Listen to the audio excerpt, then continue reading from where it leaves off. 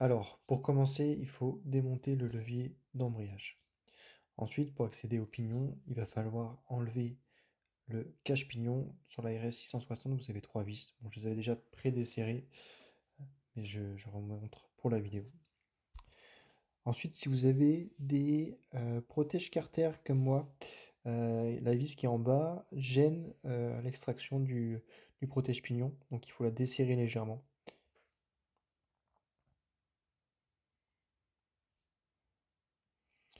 Ensuite, vous pouvez enlever le cache plastique. Attention du coup au tuyau de trop plein d'essence.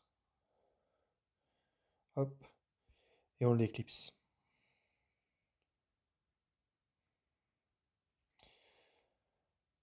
Donc là, il faut enlever aussi cette petite bride plastique, je sais pas comment elle s'appelle, qui on voit est bien dégueu, donc ça ira au nettoyage. Donc ça, c'est l'écrou qu'on doit démonter.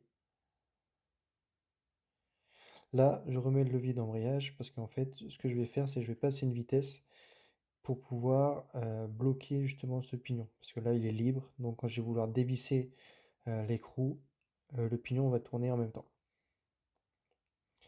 Donc voilà, donc je passe la première ou la deuxième. Donc là, si ça passe pas, il faut bouger légèrement la roue. Hop. Et là, on voit le pignon est bloqué.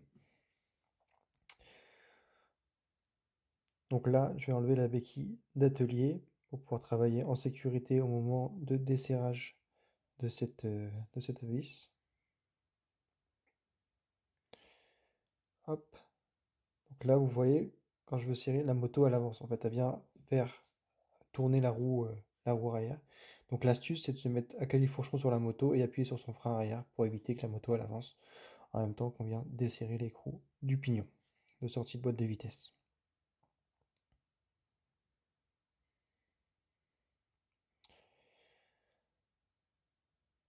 Donc voilà, donc là on vient juste le desserrer, mais je ne vais pas l'enlever complètement, je vais le laisser en place pour le moment. Et je repasse la moto sur béquille de stand. La prochaine étape, ça va être de retrouver où est-ce que j'avais serti la chaîne la dernière fois. Donc là, voilà. Donc on reconnaît les deux rivets. Donc là, il faut vous munir d'une meuleuse. Il suffit de venir meuler l'un des deux rivets pour au final utiliser par la suite un outillage d'extraction, donc un dérive-chaîne.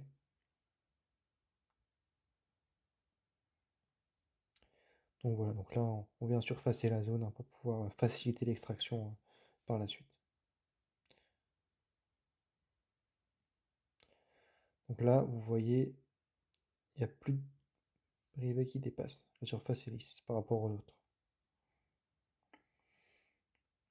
Donc ensuite, vous allez chercher votre meilleur dérive-chaîne. Donc pour ma part, c'est un dérive-chaîne que j'ai commandé sur AliExpress pour vraiment pas cher. J'ai fait une vidéo de présentation, je vous invite à aller la voir si ça vous intéresse. Donc voilà, donc avec ce montage-là, là, on va venir, hop, pousser au final sur notre rivet qu'on vient de meuler. Donc, on va venir l'extraire de la maille. Donc là, il faut forcer un petit peu, faut s'armer de patience et de force.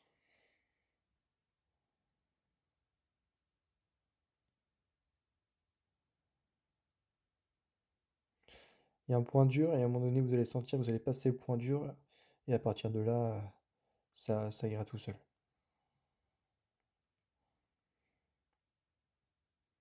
Hop, voilà, là j'ai passé le point dur, on sent que tout de suite, ça rentre comme dans du beurre. Donc là, on va jusqu'au bout pour être sûr de pousser le rivet jusqu'au bout. Donc là, on voit bien le téton là, qui pénètre dans le maillon. Hop.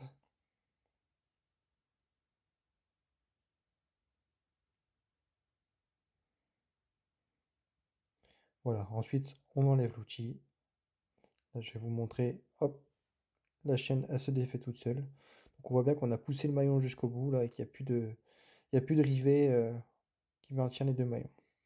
En fait, vous allez voir quand je vais retirer l'outil, le rivet a vraiment été poussé. Voilà.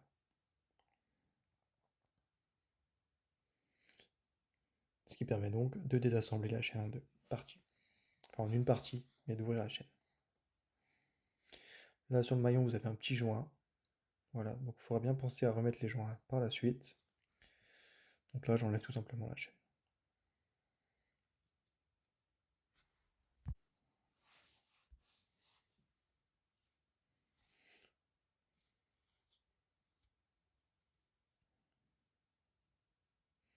Voilà, donc maintenant, on peut dévisser totalement la vis qui maintient le pignon de sortie de boîte. Bon, là, j'avais repassé le neutre, donc je vais essayer de repasser une vitesse pour pouvoir bloquer du coup ce pignon.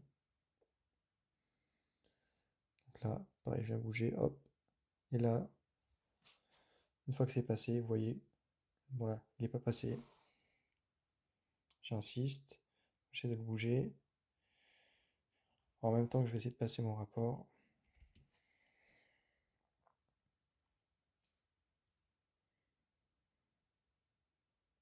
Voilà. Et on dessert la vis. Donc là, attention, il y a une rondelle concave avec une sorte de d'embase là ou d'entretoise.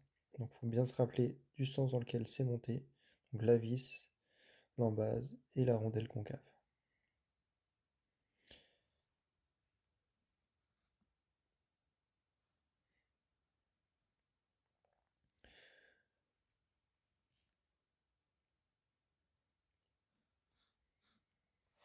Donc par la suite, vous pouvez enlever du coup le pignon.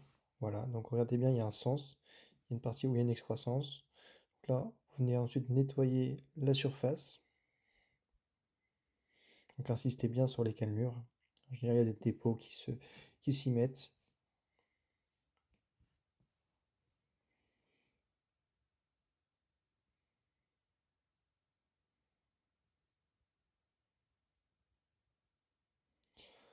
Ensuite, on passe au démontage de la roue arrière. Donc pour ce faire, il faut desserrer vos tendeurs de chaîne. Vous pouvez le faire maintenant, vous auriez pu le faire avant également. Donc là, l'idée, c'est vraiment de pouvoir libérer l'axe de roue, même si dans les faits, il n'y a plus de tension, étant donné qu'il n'y a plus de chaîne.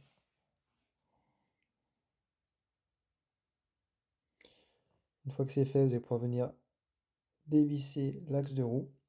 Donc si vous ne l'avez pas dévissé au préalable, ou du moins desserré, faites-le sans la béquille de stand, hein, directement au sol. Une fois que vous avez enlevé l'écrou, il y a une petite rondelle très fine qu'il ne faut pas perdre. Moi, avec les gants, j'arrivais pas à l'attraper, donc je suis parti chercher une pince à épiler. Voilà. Donc voilà, une petite rondelle. On la met bien de côté pour pas la perdre.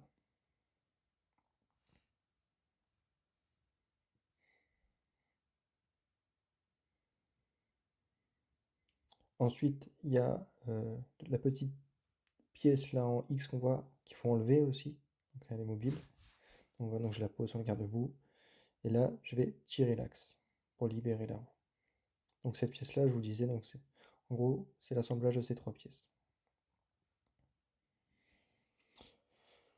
Donc changer le point de vue pour vous montrer l'extraction de l'axe. Hop. Vous voyez, donc l'axe il est graissé, j'avais graissé la dernière fois, donc ça sort tout seul. Hop. Ensuite, vous posez la roue, faut faire attention à l'étrier de frein arrière. Voilà, vous la posez comme ça. Le temps de poser les pièces dans les mains, et ensuite pivotez légèrement en vrillant la roue, et ça sort tout seul. Et voilà, la roue est démontée. Donc là, il va falloir faire un petit peu de nettoyage, hein, c'est vraiment bien crado. Bon réflexe pour pas perdre les pièces, et lors d'assemblage, on remet les pièces dans l'ordre, on remet l'écrou, et on met ça de côté. Nettoyage et graissage à suivre.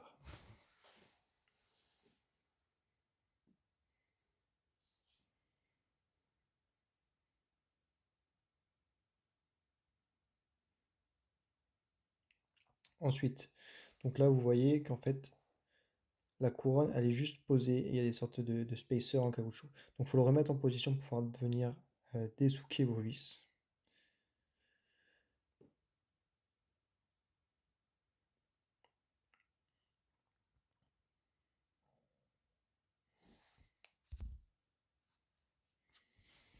Donc ces vis là sont serrées à 50 Nm, donc vous pouvez y aller. Hop.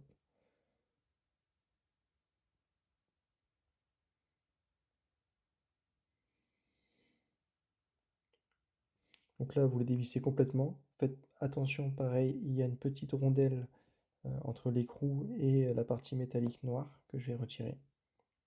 Donc veillez bien à ne pas perdre les rondelles et les mettre de côté. Donc là, je vous le disais, vous pouvez enlever cette petite partie métallique.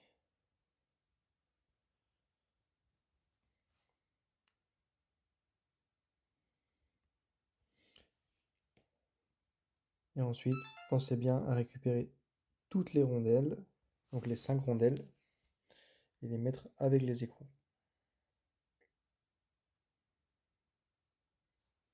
Et là, vous pouvez enlever la couronne. Bon, elle était en sale état, elle était bien usée, celle-ci. Donc, je vérifie bien que c'est bien la même couronne que celle que j'ai achetée. Et donc, on va pouvoir monter la nouvelle couronne. Donc là, on voit bien que c'est tout propre, le pignon a été enlevé. Pareil, derrière, au niveau du passage de roue, tout est propre. Donc la nouvelle couronne.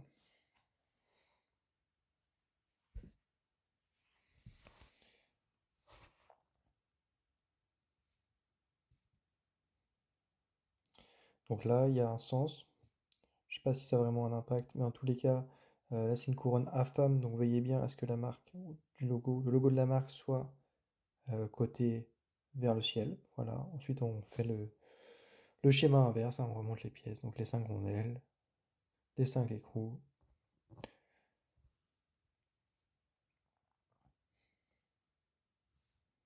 Donc là, j'utilise ma perceuse pour avancer au contact les différents écrous.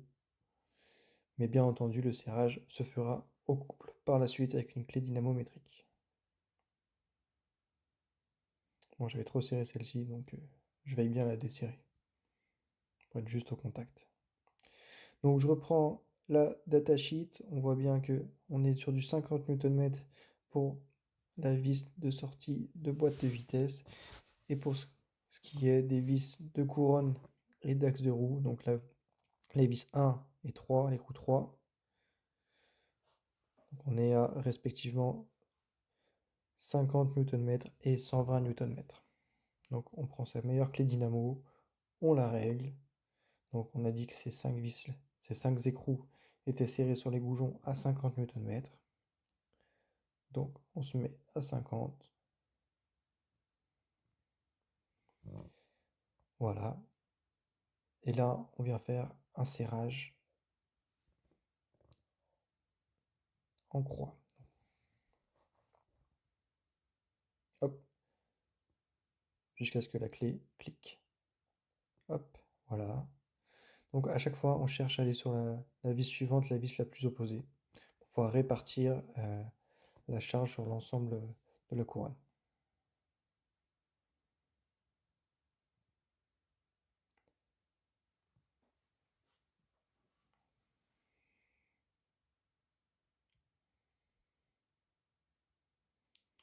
Et une fois que c'est fait, on revérifie toutes les vis. Toujours avec ce montage ou ce serrage en étoile.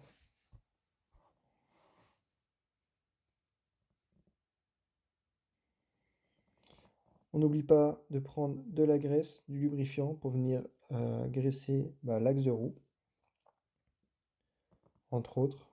Donc là, moi j'utilise de la graisse Ippon prévue pour les roulements, donc qui accepte un indice de charge important et une bonne tenue aussi en température. Donc là, premier réflexe, c'est j'enlève ma couronne, je prends mon pot et je viens lubrifier du coup mon roulement d'axe de roue.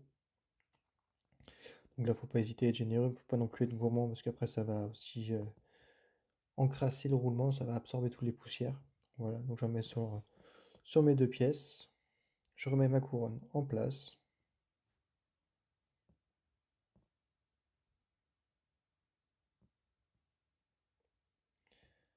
Et ensuite, je vais venir placer ma roue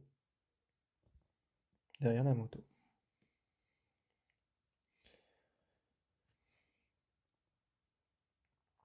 Donc là, même exercice avec l'axe nettoyé au préalable. On prend notre graisse, on revient mettre un peu de graisse tout autour.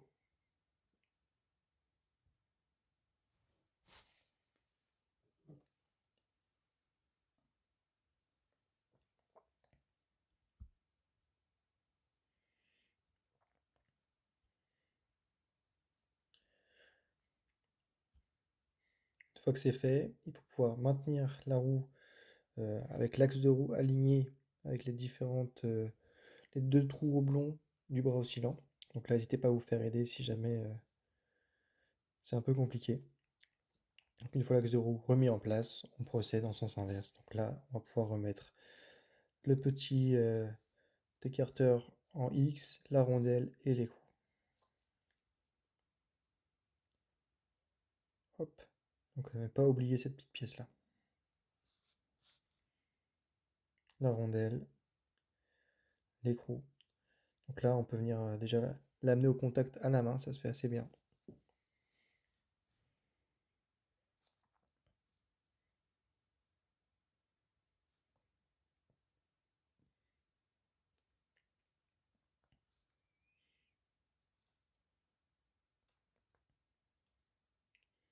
Maintenant, on va passer au pignon de sortie de boîte de vitesse. Donc là, pareil, on vient lubrifier les cannelures, du moins graisser.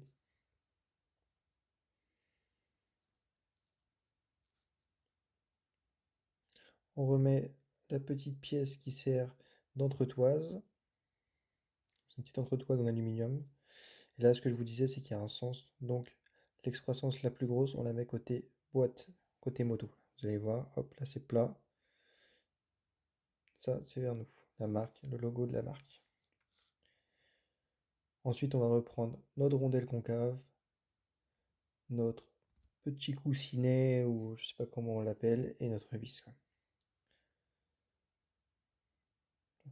Voilà, rondelle en base, et la rondelle concave. Avec la forme, du coup, concave, là, orientée vers la boîte de vitesse.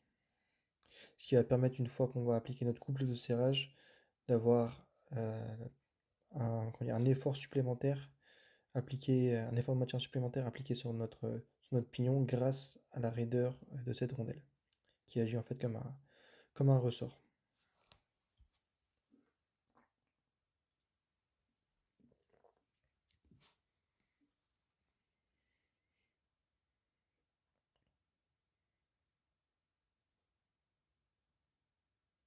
Voilà, donc on vient en contact à la main.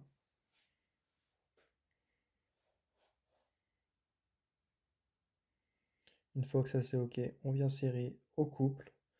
Donc je rappelle, on était à 50 Nm.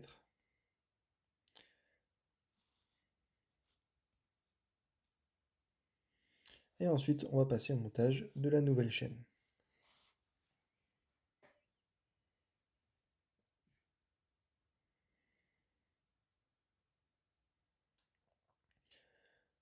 Donc en ce qui me concerne, je commande mon kit chain à chaque fois sur Gentleman Rider et je prends euh, un kit chain AFAM avec une couronne en alu, un pignon en acier et une chaîne hyper renforcée.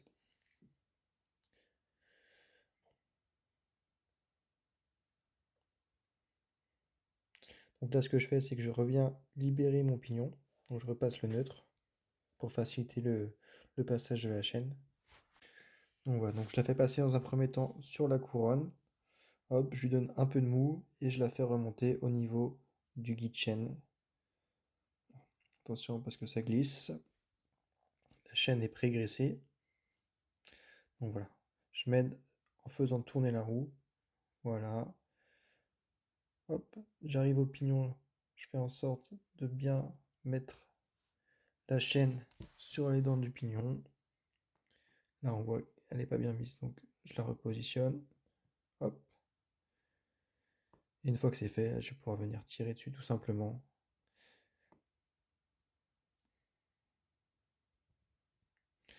Maintenant, on passe à l'assemblage du maillon qui n'est pas un maillon attache rapide, qui est un maillon à sertir. D'où l'intérêt d'utiliser un dérive-chaîne. Donc on vient l'insérer par derrière. Donc au préalable, j'ai bien monté les deux petits joints toriques sur chaque rivet et graissé. Donc la graisse, ça permet aussi de les maintenir en position. C'est plus simple parce que c'est des petites pièces, ça peut vite glisser, c'est chiant. Une fois que c'est en place, je vais venir regraisser mes deux extrémités de rivet, ce qui va me permettre de pouvoir positionner mes deux petits joints toriques qui soient maintenus avec cette graisse, soit pas en train de tomber toutes les 5 minutes.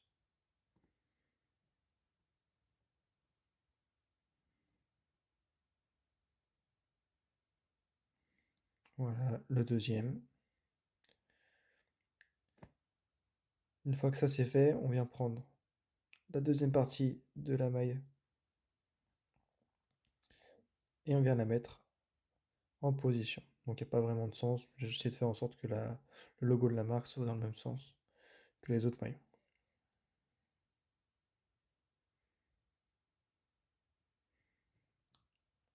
Une fois que c'est fait, la première étape, ça va être de prendre le dérive chaîne et d'utiliser les petits modules qui permettent de rapprocher les deux petites plaquettes. Donc là, on n'est pas encore en train, on cherche pas à venir rifter nos deux rivets, on cherche juste à rapprocher les deux plaquettes. Donc là, il faut être vigilant à les rapprocher suffisamment. Donc le point de repère, c'est l'écartement des autres maillons. Il ne faut pas trop non plus les rapprocher, parce que sinon la raideur de la chaîne va être impactée.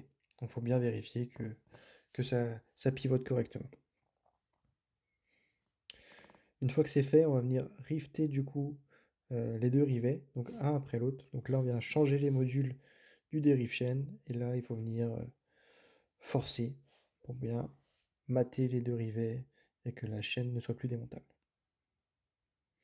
Donc voilà le résultat. Hop. Donc là, on repasse au réglage de la tension de la chaîne.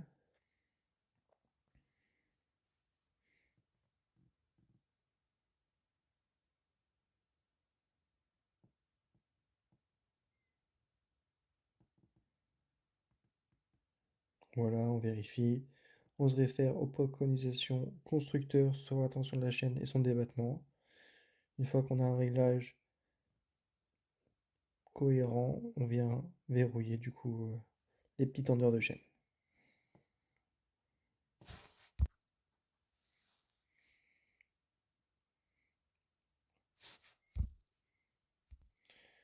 Veillez bien à ne pas trop tendre votre chaîne, sinon vous allez appliquer un effort trop important sur l'axe de sortie de boîte et il y aura une usure prématurée de votre petite chaîne.